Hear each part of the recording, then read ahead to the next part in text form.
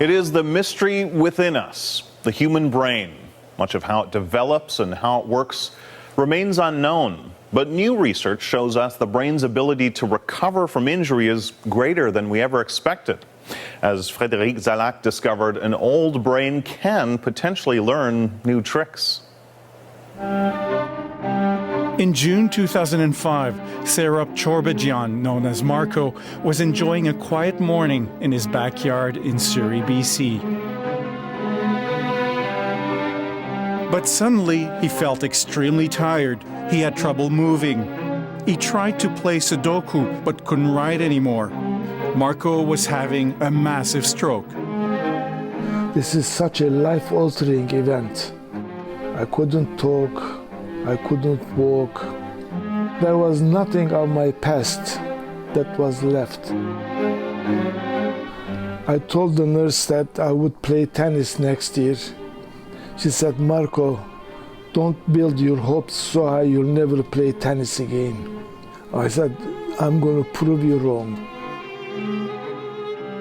Paralysis, memory loss, garbled speech. Life can be hell for stroke survivors like Marco. But cutting-edge Canadian brain research may one day help them regain some of their lost skills and could even help us all learn more rapidly.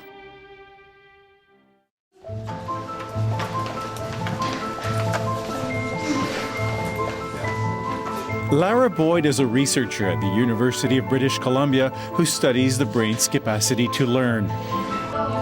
She's also the mother of 6-year-old twins, Liv and Ellie. So Olivia, do you have a cow?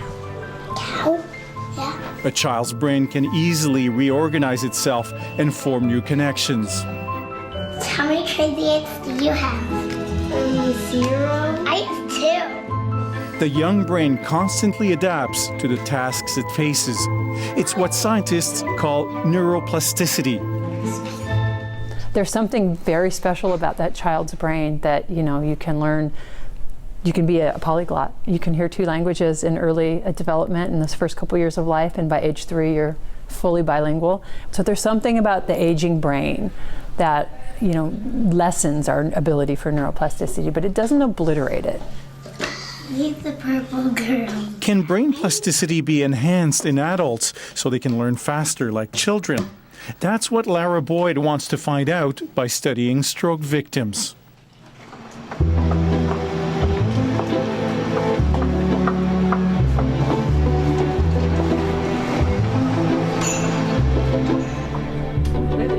Marco is taking part in the research.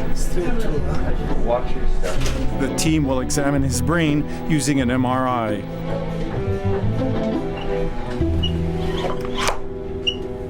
Marco, are you there?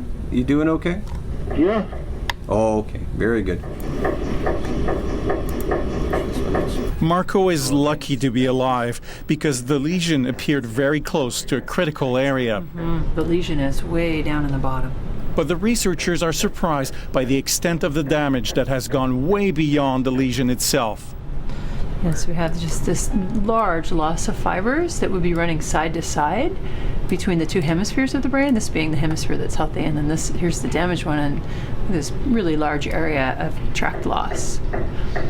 So those areas of the brain are no longer connected as a result of a lesion that's all the way down here.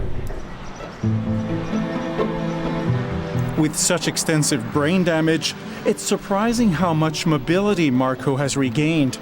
He's managed to do so by being physically active. He walks at least 5,000 steps every day. It's a remarkable recovery for a 73-year-old stroke victim. The main thing for me that I'm getting better faster is that I want to be independent. If I'm not independent, I cannot be happy.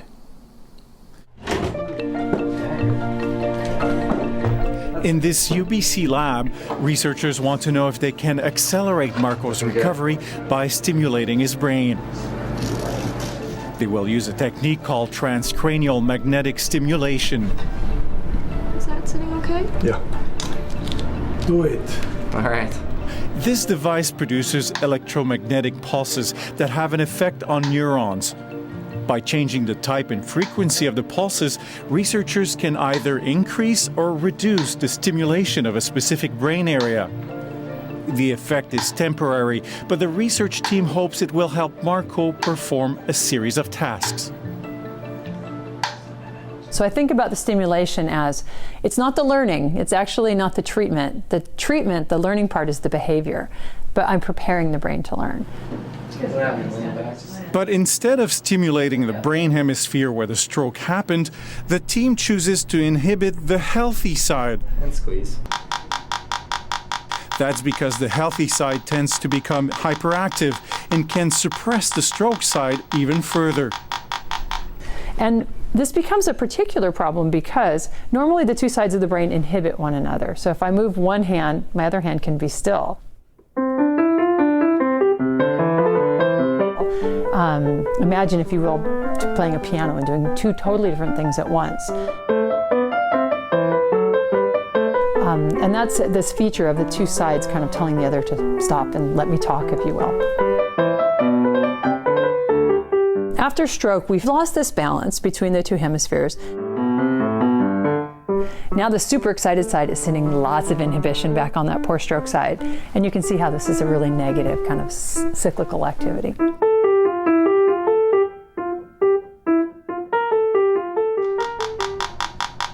By holding back the healthy side, the team hopes to give the stroke side a better chance to recover. Marco is receiving pulses over an area which controls the senses. Ready, set, go. He has to complete a set of everyday tasks while researchers time his performance. Ready, set, go. These are simple movements, but for stroke victims, they can be quite a challenge.